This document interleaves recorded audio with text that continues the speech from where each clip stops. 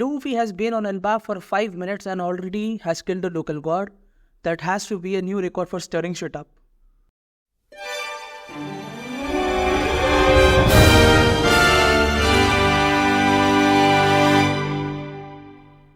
Okay, so One Piece chapter 1127 is out. Chapter देख के तो लग रहा है कि दिस इज Usopp's arc. सबसे पहले let's talk about the fact for the first time since Alabasta, the original 5 are together on the island. Nami, Usopp, Luffy, Zoro and Sanji. The OG 5 are together for the first time ever since Alabasta.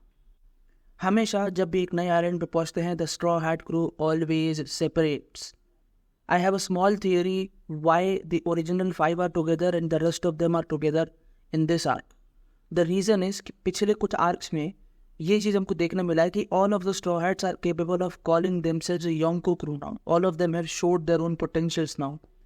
Jinbei one-shotted half-dead Lucci. Frankie cooked the Vice Admiral in one shot. Nico Robin has her new demon form. And Brook is just as badass as always. Personally, I would say this was the best start to an arc up until now. Right off the bat, there is a mystery about how everybody got here. Split कैसे हुए? जैसे ही arc शुरू हुआ, पहले chapter in the first chapter itself, क्योंकि Luffy है and साथ में there is the dumbass trio, chaos has erupted in the entire island. There is fire, there is a guard called as the Ear Dog who's dead, roasted and eaten by Luffy. There are giant bees who are dead. And a transforming cat is already knocked out. This is the best start Oda could have ever given to one of the last major arcs. सबसे पहले जैसे ही chapter शुरू होता है we can see Inuarashi is now the daimyo of Kuri, and it is a small little happy thing. Oden was the daimyo 20 years ago for Kuri and now Inuarashi has succeeded him. It is a really happy thing to see. By the way, both Yamato and Inuarashi are talking about the kidnappings of the girls that are happening. आग लगी हुई है near the famed tree Yggdrasil. Now Yggdrasil क्या है? Yggdrasil is a tree in Norse mythology, जो हमने mythology देखी है ना, Thor, Loki, वो वाली. उस mythology में, Norse mythology में, there is a tree known as the Yggdrasil. The Yggdrasil tree is the tree that connects all the 9 worlds, all the 9 realms. Of course, Oda is using Norse mythology a lot in the giant arc. So there are flames near the famed Yggdrasil tree. And the giants, they have to report this to the sun god. सबसे पहले तो who is this sun god? Sun god जहाँ तक हमको पता है नीका है, और more casually if you say sun god is Luffy as of right now. So who is this sun god that they are talking about? सबसे पहले.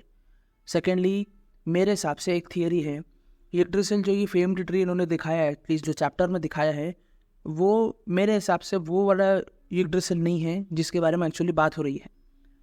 Because ये जो ट्री है ये बहुत छोटा दिखाया गया है. एंड Yggdrasil ट्री एक्चुअल में बहुत बड़ा ट्री होता है, ये इतना छोटा सा ट्री नहीं हो सकता.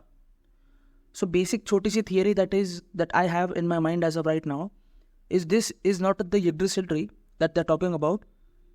यहाँ पे they are talking about a passage way to the Yggdrasil tree. और ये पैसेज वे से क्या होगा? मेरे हिसाब से Yggdrasil tree is a way for people in one piece world to travel to the sky islands. छोटा सा इसका अगर एग्जांपल दे दूं तो गनफॉल जो गॉड था स्काइपिया में, उसने स्ट्रॉ हैट से ये बात पूछी थी कि तुम लोग कौन से रास्ते से आए हो.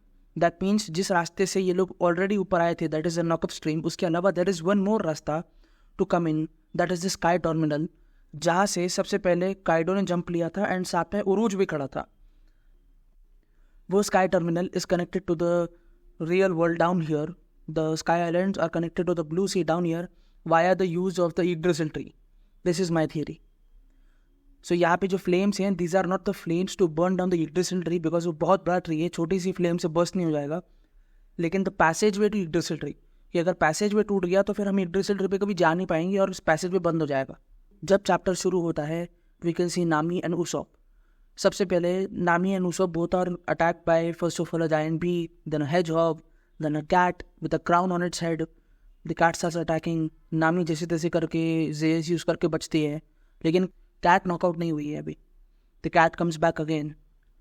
One of the things that I think यहाँ पे इज द प्रॉब्लम इज़ कि ये जो कैसल है ये किसी जायंट का कैसल नहीं लग रहा मेरे को. Because if you can see beside the giant cat जो स्टेयरकेस है that is normal human size staircase, और यहाँ पे जहाँ पे उसॉप नीचे गिरा है वहाँ पे भी you can see human bone skulls, जो कि नॉर्मल ह्यूमन बोन स्कल्स तक रहे, कोई जायंट बोन स्कल्स नहीं है. One of the most funniest scenes happened in the almost the end of the chapter. Nami uses Usopp as a shield, and the banter between them is quite funny. The cat turned into a lion. The cat transformed into a lion, was about to attack Nami and Usopp together. That is when, out of nowhere, the monster trio comes in. Luffy comes in with Gamu Gamu no Gear Forge, Elephant Whip. Zoro comes in with Santoryu, Kala Sutra, Great Dragon Twister.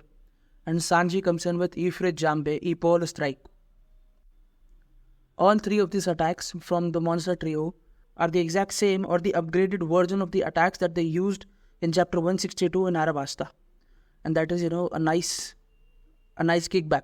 After getting hit, after getting knocked out, the giant lion turns into a cat again. एक तो ये कैसे हो रहा है, ये transformation magic किसका है? क्या ये कैट ने कोई डेविल फ्रूट खाया है? क्या ये किसी और का किया हुआ है? क्या यहाँ पे मैजिक वाली चीज़ है? बिकॉज बहुत सारी चीज़ें मैजिक वाली चल रही है यहाँ पे ऑलरेडी. एक पहली चीज़ मैजिक वाली, the cat is turning into a lion. Second, lego castle. Third, absinthe, जो ग्रीन फेरी, जो एब्सिंथ जो इन्होंने लास्ट चैप्टर में दिखाया था, इन्होंने एब्सिंथ जो पिया था वो एक्चुअली सिर्फ अल्कोहल नहीं है, उसके अंदर वो हेलुसिनेशंस भी दे सकता है. तो मैजिक बहुत सारा ऑलरेडी चल ही रहा है.